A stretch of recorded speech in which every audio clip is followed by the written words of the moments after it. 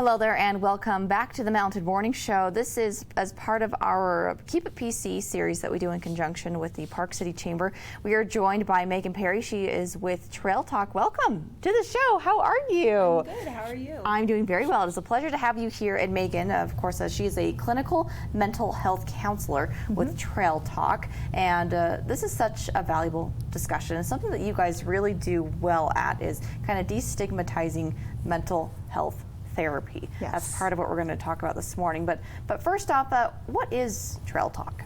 So Trail Talk is a mental health counseling practice right here in Park City, and it was started back in 2010 by Allison Page, and she got the idea from her own experience. She found that when she would walk and talk about the things in her life, she tended to get a much better experience and resolution from it. So it sparked the idea for her to start Trail Talk and add the component of walking to doing therapy. And as I mentioned before, this kind of allows us to destigmatize this idea of getting help when it comes to our mental health, which is so funny to me still, because if you have a broken arm, you go in and fix it, right? Sure. But if something is a little, not where we want it to be in here, which is our most valuable asset, we kind of feel strange about talking to someone about that or getting therapy. Explain that. Yeah, Trail Talk really wants to destigmatize mental health. You might have seen our van around town. We have a big Sprinter van with a Trail Talk logo wrapped around it, and the idea is we want people to see that people are taking care of their emotional health. We want it to be accessible to everybody. We want people to prioritize mental health as much as they prioritize their physical health. Sure. And what has been the reaction from people when they're combining kind of this physical activity with this discussion about what's happening in their head, or what their thoughts are, what they're dealing with? What have you witnessed in seeing people combine these two things? I think first and foremost, it helps people to open up a lot quicker. It's a lot less clinical than sitting in an office right across from one another. You get to be on the trail walking side by side, and it feels a little less formal. And so a lot of people that might not otherwise come to therapy or counseling find it easier to start out going out on the trail and doing the therapy out there. Sure. And it's, in addition to people opening up more, they seem to process a little bit quicker and a little bit better. Wow. So you have been you've been a therapist for a very long time, and you are more recently with Trail Talk. What drew you to them? That's an easy answer. I've been on the East Coast my whole life and had been working in a great place, a community health organization, but was inside an office with no windows for quite a few years. And my husband and I wanted to move out west and be closer to mountains and have more of an outdoor experience. And when I came across Allison and Trail Talk, I just thought it was a perfect fit, especially for me, to be outside and get to do my therapy. That is great. Yeah. How does that work in the winter? I'm curious. Well, I love Park City people. You guys are resilient and tough. So I was outside walking in 0 degrees and in a blizzard. Yeah. Isn't that interesting? Yeah.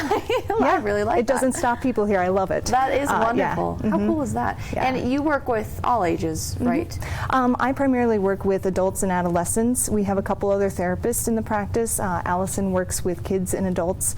She's a prescriber in addition to doing therapy. And then we also have Carolyn Starrett, who works out of Park City.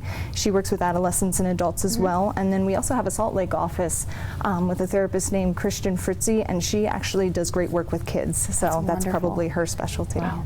What do you think it is about this environment that, especially with kids, that might allow them to open up more? Because what are some of the things that kids are dealing with as they come to therapy? Is it bullying? What is it that they're actually struggling with? There's certainly been some bullying. There's a lot of family dynamics, a lot of changes. A lot of people in Park City have moved here from other places, so a lot of times kids are just trying to adjust to a new environment. Certainly when there's divorce in the family or some difficult family dynamics, it's really helpful for kids to come in and talk about it.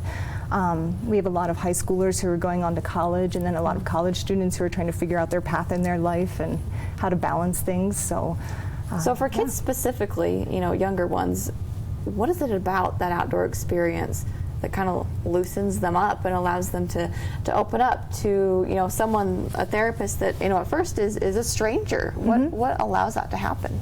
I think being outside in nature, it's more comfortable, it's a little more natural. People feel very much at home as opposed to driving to an office and having their parent drop them off and go into a room with a stranger. So the idea of just meeting them outside, a lot of times we meet on the trailhead and we just start walking, and sometimes we've been on playgrounds and sitting at picnic tables and just kind of meet kids where they're at. And again, the idea is just to get them open up and start talking. So that's great. Yeah. So what has been some of the feedback that you guys have received about people's experience with this? Because it seems a rather new concept, as opposed to sitting, in an office on a couch, as Joe and I were alluding to earlier, or in a chair face to face. What have people said about this type of experience with therapy? I think the people that have come to us have absolutely loved it and embraced it, and they've felt like they've gotten a more enriched experience from being outside and walking. I have some people who've never seen the office. We've only been outside, and we've done couples counseling outside, we've done individual counseling, kids and adults alike. So I think it just appeals to a lot more people and really just gets people in the door a lot quicker. Okay, so how does this work out in terms of getting access to your services? How do you choose where to go? I mean, because I'm thinking, okay, if you're walking around and you run into your neighbor, stuff like who's this? My therapist. How does this work, and how do you still keep it, a private matter if they want to, while still being outside? Sure. I think most people realize that if we're walking on the trail, there is always a possibility of running into someone, the same as if you ran into someone in the waiting room. Most often the people that know who we are people that have been to Trail Talk as well, so they're kind of in the same boat. But we're also, again, trying to destigmatize access to mental health. So that's kind of the idea is if they see you walking with a therapist and somehow they know it's a therapist, that it sparks a conversation about emotional well-being, and not to hide that, but just to say, yeah, I'm working through some stuff, and it doesn't have to be anything life major. I mean, we see people with some anxiety, or people just going through life stressors that just need another person to kind of talk through it. So I hope that people are comfortable sharing, I went to Trail Talk and I just wanted to get a little bit of counseling and a little bit of help with some things, and I hope people aren't scared to share that. Yeah, that's great. Yeah. And before I let you go, I wanted to ask you, as we move in, I mean, this is a big transition time for both families, kids out of school, going on to college, as you said. I didn't prep you for this before, but is there any general advice that you could give to people moving forward when they're dealing with a big situational change, like we are as we move from being in high school to college, or parents becoming empty nesters? Is there some trick when it comes to dealing with change? I know we're all so different. Sure. I don't know if there's a single trick I could share. I will say we have a really great newsletter that if people wanted to sign up for, we do 2 minutes tips from the trail every week. Wonderful. Allison actually does a little blog every week, so if people wanted to sign up and get our newsletter, it's a little check-in, and every week she offers something new. So if you're looking for strategies for how to cope with anxiety, how to be more mindful, how to stay grounded, if you're really struggling with those transitions, I would say sign up for our newsletter, and you'll receive a 2-minute blurb in your inbox for a little technique for what could help you each week. So how do we sign up for that? Just go online to your website? Yep, you go to our website, which is www.trailtalkpc.com, and there's a section with the blog, and you just enter your email address and you'll start receiving our newsletter. Very good. Well, Megan, thank you so Absolutely. much Thank you for having me this morning. Absolutely. Thanks. Be sure to check them out at Trail Talk online. You can find out more there, and if we want to utilize the services, we just call in, chat with you guys. Pretty easy. Call or email info@trailtalkpc.com is probably the easiest. Very good. Well, thank you so much. We'll be right back after this commercial break, and when we do, it's Nuzzles & Co. Stay tuned for more. You're watching the Mountain Morning Show.